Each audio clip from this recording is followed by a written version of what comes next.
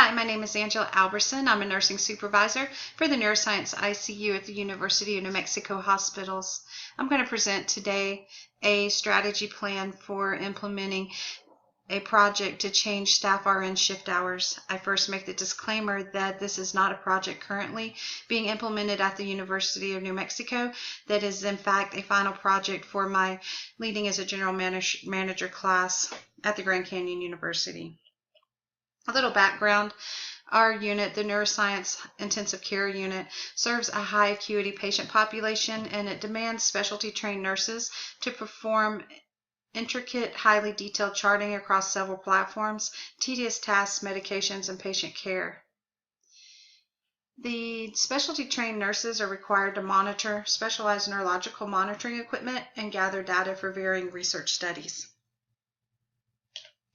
The overall shift requirements result in a very stressful environment with time constraints, resulting in nurses struggling to obtain even just the 1 30-minute break that is allowed, and they often are running over shift time, and this is causing an increase in double time pay, the minimal to no breaks, increased stress levels, decreased work-life balance, high nursing burnout rates, increased staff turnover, and low morale.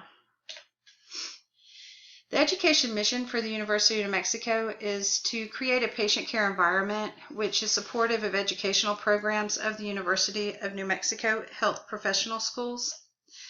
The patient care mission is to serving as accessible, affordable, high-quality, safety-focused, comprehensive care, providing specialized services for the people across the state of New Mexico. The hypothesis for this project is changing RN shift hours from 12.5-hour to 13-hour shift to overlap shifts by 1 hour will improve shift change communication report and decrease double time pay.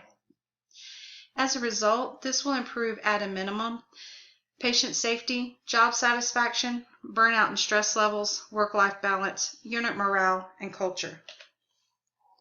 A stakeholders analysis was performed, and it was found to be the chief nursing officer that had the highest interest and highest power, the executive director, high interest, high power, unit director, high interest, high power, and bedside nursing staff that has high interest and moderate power.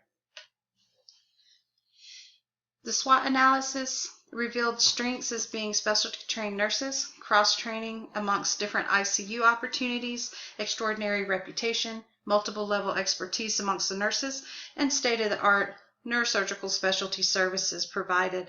We are only 1 in 5 units in the nation that provides the level of acuity care that we do for neurosurgery patients. Weaknesses: low morale and unit culture, poor communication techniques, staffing issues and low bed availability, over budget, double time hours. Continuing with the SWOT analysis, opportunities presented as we're the only level 1 trauma center in the state. We also flow over the state lines into Colorado, Arizona, and Texas, the only certified stroke center in the state serving these same areas. Availability of new technology, strong research opportunities. We actually have anywhere from 3 to 5 research projects going on in the unit at any given time. The threats were decreased nursing staff, which would affect the number of patients that we're able to take, high acuity, high stress, high nursing burnout rates, which give us increased sick calls, and budget constraints. Our goal is to change our nurse staff 12.5-hour shift to a 13-hour shift, and to decrease, through doing so, we will decrease double time pay, increase shift communication, and increase patient safety. Our financial performance goals is to decrease double time, decrease training costs, maintain budget goals, decrease training and new hire expenditures, and increase equipment and supplies. The money that is saved through saving our double time cost can actually be funneled into equipment and supplies, and this is going to help the nurses to have items that can help them do their task a little bit more efficiently. Customer service goals will be to improve patient care and outcomes, and ultimately reimbursement rates, increase research opportunities and participant rates, and increase patient census. Internal goals is to increase morale and staff retention, decrease nursing burnout rates, increase job satisfaction scores, and increased work-life balance. Learning and growth goals is to increase educational opportunities, increase charting quality, maintain experienced staff, and increase our applicant pool. This is a flow chart explaining a little bit more focused manner of what we just discussed. It shows our strategic goal of changing our shift hours to increase shift change communication and decrease double time pay. Everything funnels through the different performance goals financially, the customer service, internal goals, and learning and growth goals. And ultimately, all of these do help to accomplish our University of New Mexico missions on the patient care side as well as the educational side.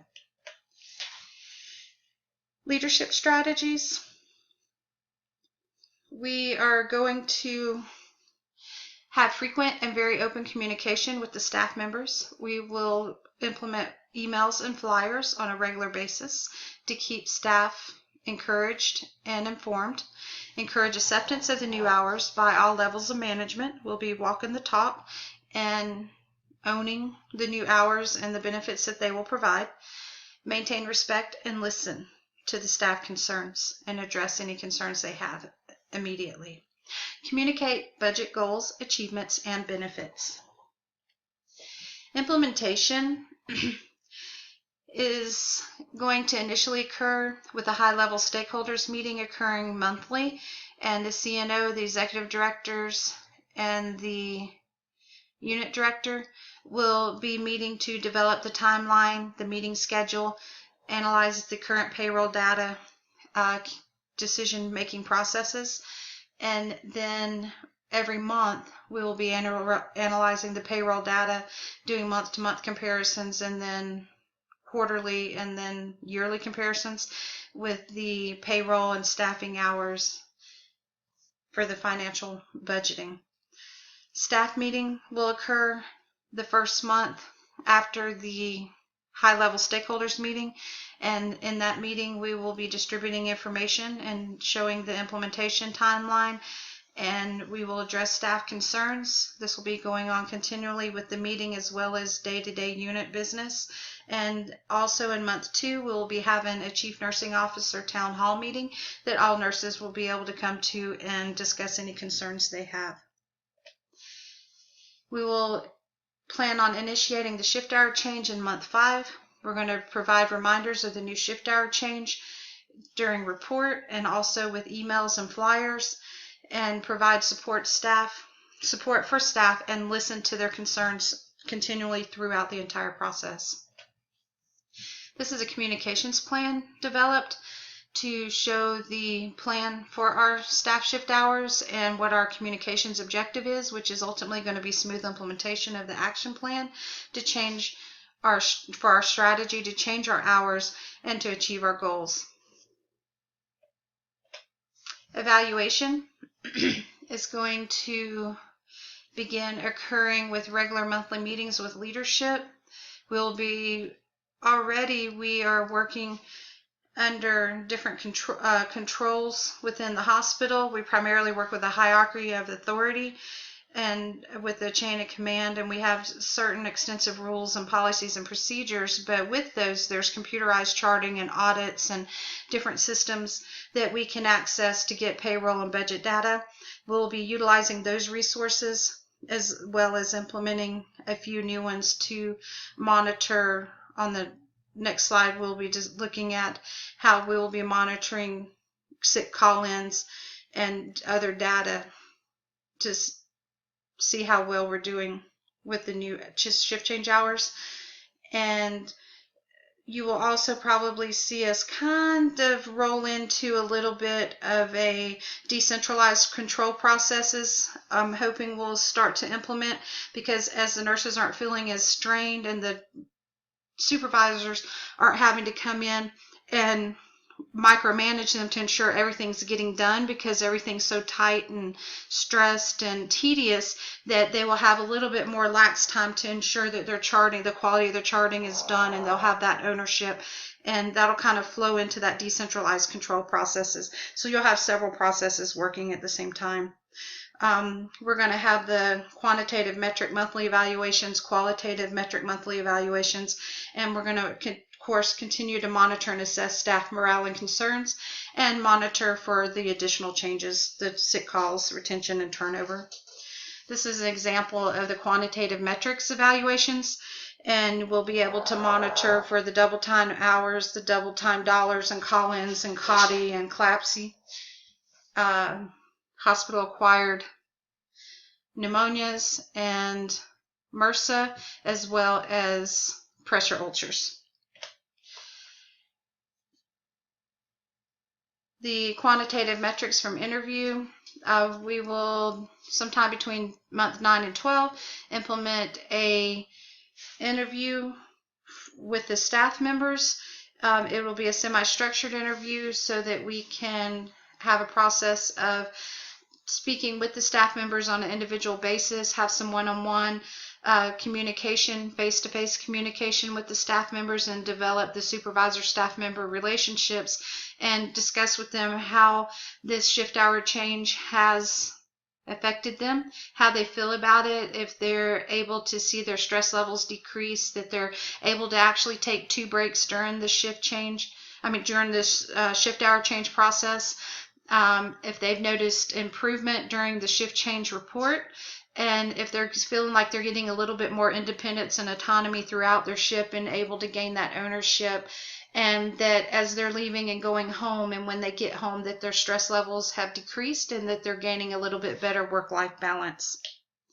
In conclusion, we're going to be implementing the strategic goal of increasing staff shift hours, and hopefully see this ripple effect of potential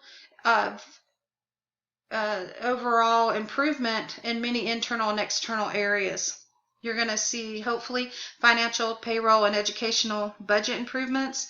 We're going to see increased staff job satisfaction, improved morale and culture within the unit, which should hopefully relate to decreased staff turnover rates. And we are hoping to see some patient outcomes improve, that through a little bit more availability of time to give more focused care, that our infection rates will decrease because of the time to be able to be a little bit more attentive to ensure that all the processes are being done to prevent them. And this is going to decrease our expenses, because of course the infections, increased treatment equals increased hospital days equals increased expenses, and then decreased reimbursed expenses from the hospital. So all of this is going to come down and focus and affect our bottom line. And hopefully we will see our increased patient care and satisfaction rates go up. This is a list of our references, and I really appreciate you being patient and taking the time to listen to this project implementation today. And I will be happy to take any questions if you can forward those to me. Thank you very much.